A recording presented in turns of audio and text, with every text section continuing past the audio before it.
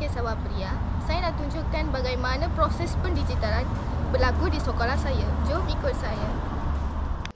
Salah satunya, kami juga memaparkan maklumat di sini.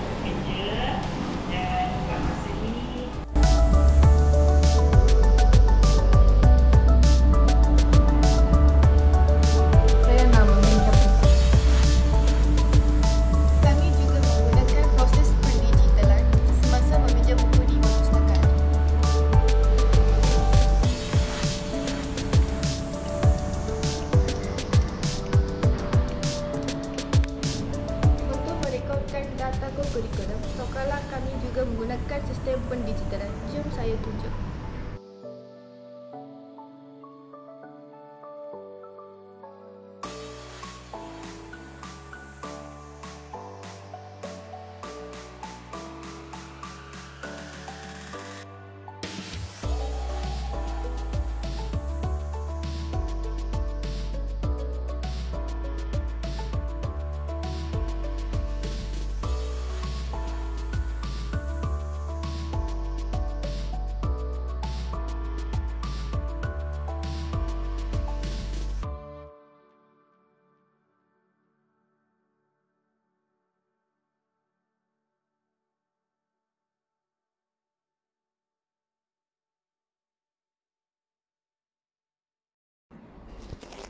Antara kebaikan menggunakan sistem kokurikulum ini ialah dapat menjimatkan penggunaan kertas dan sistem pengurusan kokurikulum di sekolah saya semakin teratur dan efisien.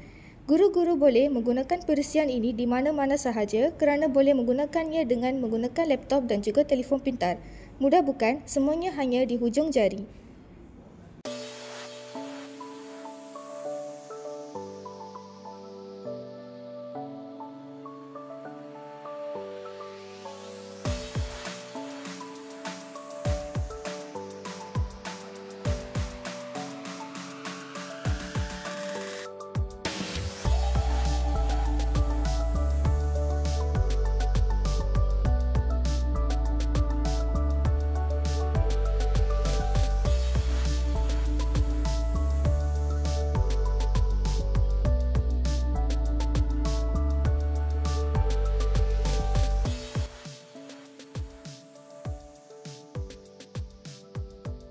Di sini, saya dapat simpulkan kesemuan perisian ini sangat penting seiring dengan perkembangan dunia digital dan merupakan salah satu media perantara antara satu sama lain dalam menyampaikan maklumat.